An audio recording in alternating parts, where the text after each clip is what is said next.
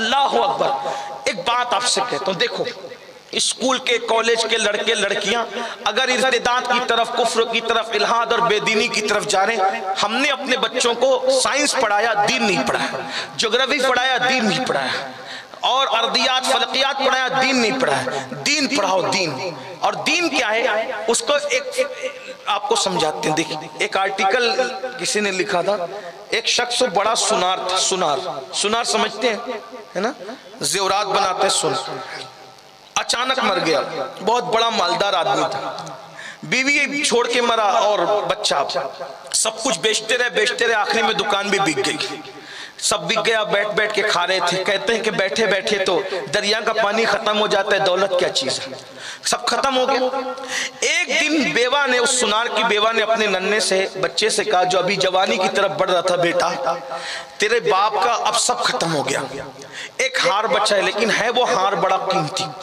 توجہ کرنا، میں بات کو اینڈ کی طرف جلدی لے جا رہا ہوں، لیکن بہت خاص بات، دین سے دوری کے اسباب، دین کی اہمیت نہیں پتا اور علم دین نہیں پتا، دین کی تعلیم نہیں پتا، فائدہ کیا ہے، دین کی تعلیم کا فائدہ کیا، سن لو۔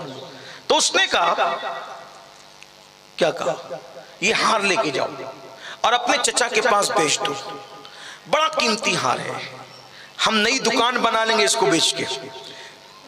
بچہ لے کے چلا ہار، سنار کی بیوی بھی سنار تو نہ تھی نا، وہ گھر کی خاتون تھی، بچہ بھی ابھی سنار نہیں بنا تھا، وہ بھی نہ تجربے کار تھا، چچا کے پاس چلا، کہا چچا میرے ابا یہ بڑا قیمتی ہار چھوڑ کے گئے، سب بک گیا، یہی بچہ ہے، چچا اس کی قیمت دے دو، ایک نئی دکان میں بھی کھول لوں۔ چچا بڑا دانشمند تھا، ہوشیار تھا، اس نے کہا بیٹا یہ ہار بہت قیمتی ہے، جتنا تم سمجھتے اس سے زیادہ قیمتی ہے، لیکن اس کو ابھی بیچنے کا وقت نہیں آیا، اس کو رکھ دو، اگر ابھی دکان بنا لو گے تو تمہیں تو کچھ گر بھی نہیں معلوم سناری کے، کیسے دکان چلاؤ گے، ایک کام کرو میرے یہاں نوکری پر آ جاؤ، میں تمہیں مہینے مہینے تنخواہ دوں گا، تمہارا گھر چلے گا، جب بڑے ہو جانا ہار بیچ کر کے پھر تم دکان بنا لینا، پھر تم اپنی دکان خود چلانا۔ اس کو مشورہ پسند آیا، چچا کے یہاں نوکری کرنے لگا، چچا نے سناری کے سارے گر سکھا دیے۔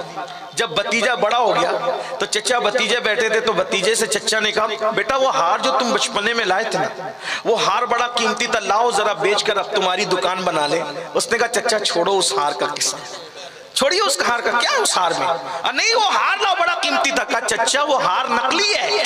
کہا بیٹا اسی دن کا انتظار تھا، اگر اس دن میں تجھے کہتا نا کہ ہار نقلی ہے تو تو کہتا کہ ہماری غربت کا چچا مذاق اڑا رہا ہے، مجبوری کا فائدہ اٹھا رہا ہے، تو میں نے اس دن نہیں کہا نقلی ہے، میں نے تجھے اصلی اور نقلی کی پہچان عطا کر دی ہے، تو اب تو خود کہہ رہا ہے کہ وہ نقلی ہے۔ اپنے بچوں کو اتنا علم دے دو کہ تمہارے بچے اصلی اور نقلی کے اندر پہچان حاصل کر سکے، تاکہ دنیا کا کوئی ملحد تمہارے بچوں کو بے دین نہ بنا سکے۔ محمد رسول اللہ کی زندگی اتنی پڑھا دو، بلکہ اب کہنے لگا ہوں پڑھا دو مت، بلکہ اتنا پلا دو، کیونکہ پورا کی پورا دین محمد رسول اللہ ہے۔ بمصطفیٰ برسا خیشنا کے دی ہم ہوس، اگر بہو نہ رسیدی تمام اولا بیس۔ اگر کوئی مجھ سے پوچھے ایک جملے میں بتا دین کسے کہتے ہیں، تو میں کہوں گا سراپا محمد رسول اللہ دین ہے،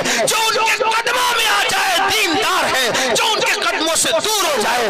ابو لہب میں اس میں کوئی فرق نہیں، اپنے نبی کی محبت، اپنے نبی کی الفت، اپنے نبی کا پیار، اپنے نبی کی سیرت، اپنے نبی کے فضائل، اپنے نبی کے مناقب، اپنے نبی کے معجزات بچوں کو پڑھاؤ نہیں بلکہ پلا دو، تاکہ تمہارے بچوں کو جب کہیے کہ محمد کیا تھے، کوئی پوچھے محمد کیا تھے، تو وہ کہا جائے بول تو کس کی بات کرتا ہے، تم مانتا کس کو ہے۔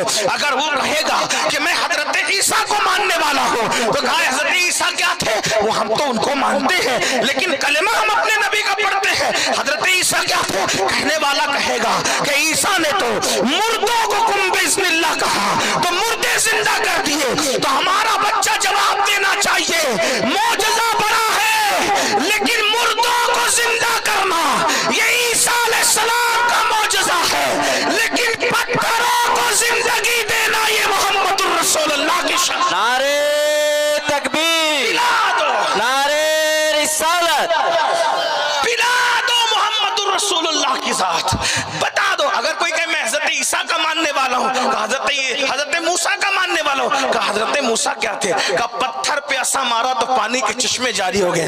کہنے والا ہمارا بچہ کہے گا بڑی بات ہے، پتھر اور عصا سے پانی کا چشمہ جاری ہو گیا، بڑی بات ہے. لیکن میں اس محمد عربی کا کلمہ پڑھتا ہوں، نہ وہاں عصا کی ضرورت نہ پتھر کی ضرورت. جب پیاسے آتے ہیں تو انگلیوں سے پانی کے چشمے جاری ہو جاتے ہیں. انگلیاں ہیں فیض پر، ٹوٹے ہیں پیاسے جھوم کر. ندیاں پنجاب رحمت کی ہے جاری واہ واہ. اللہ اکبر. یہ اپنے نبی کی شان ہے، حضور کی شان بتانی ہوگی.